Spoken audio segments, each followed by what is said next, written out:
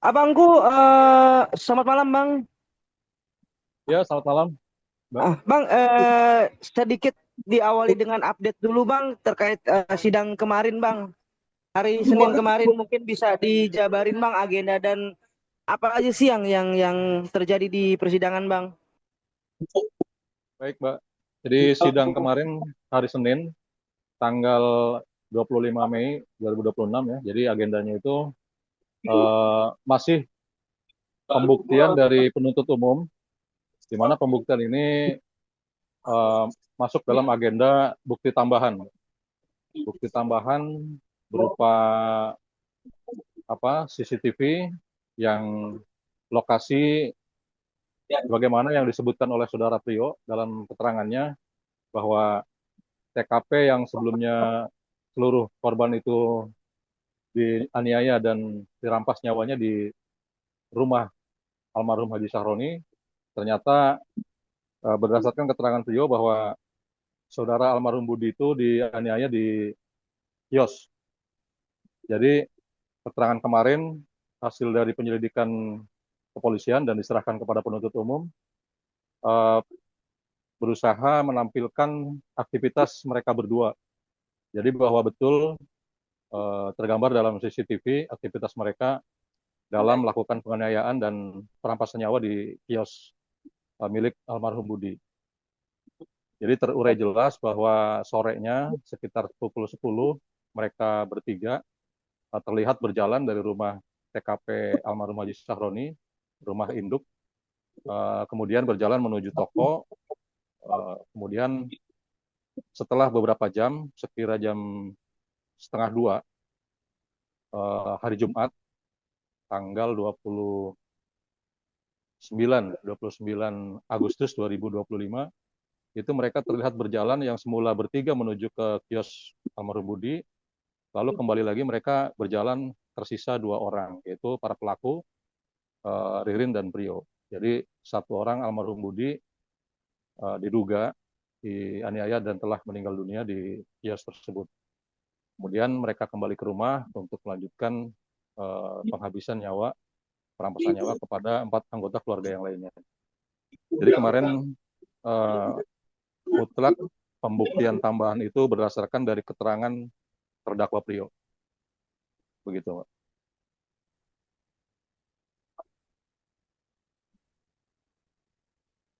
Oke, Bang, dari sidang kemarin itu satu hal yang menjadi yang menguatkan bahwa kan sekali lagi ya Bang, bahwa pihak pihak Ririn kan masih bersikukuh lah Bang. Berbanding terbalik dengan apa yang Prio sekarang sudah ungkapkan secara sejujur-jujurnya ya Bang. Ya, ya. Satu hal yang memberikan terang benderang lah Bang bahwa di sini Prio bukanlah menjadi dalangnya Bang. Ya. Jadi uh, terlihat betul ya bahwa Prio di dalam memberikan keterangan setelah uh, menjadi klien saya gitu kan dan kembali menguasakan pembelaannya terhadap saya. Pertama yang saya lakukan adalah pemisahan sel tahanan di lapas, ya. Sehingga antara Prio dengan Ririn ini tidak lagi dalam satu sel, sehingga itu juga sesuai dengan permintaan Prio, di mana kalau saya merasa tertekan Pak untuk mengungkapkan yang sebenarnya dan merasa terus dihantui rasa takut kepada sosok Ririn gitu kan, apalagi di dalam satu sel yang mana dulu itu pada saat masa karantina itu Ririn menekan Prio dan mendoktrin Prio, memaksakan untuk membacakan surat yang berisi bahwa pelaku itu ada lebih dari dua orang, artinya ada empat pelaku lain, sebagaimana yang sudah didiskusikan selama ini oleh publik. Ada Aman Yani, Joko, kemudian Hardi, dan Yoga. Nah itu hasil dari tekanan di mana pada saat masa karantina, itu mereka berada satu sel. Kemudian setelah dipisahkan, maka Rio secara gamblang menjelaskan runtutan peristiwanya yang memang ada perubahan juga dari BAP awal gitu, berupa TKP yang baru yaitu kios, kemudian lokasi Palu yang ditemukan, di mana dalam BAP awal itu Prio masih di dalam kendali dari saudara pelaku Ririn, itu menyebutkan pengakuannya bahwa Palu itu dibuang di sungai Cimanuk, yang sungai terbesar di Indramayu gitu, di daerah Desa Babadan.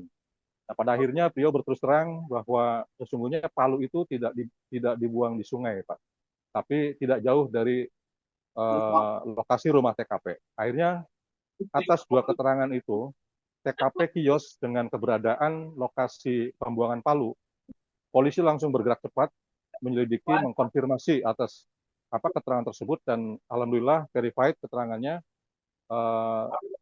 bisa divalidasi dengan ditemukannya pertama adalah bercak yang diduga darah di dalam kios milik Budi almarhum, dan keberadaan Palu memang betul ada sebagaimana yang sudah di ekspos oleh banyak media sosial, kemudian juga kemarin disajikan secara resmi di hadapan persidangan oleh penuntut umum.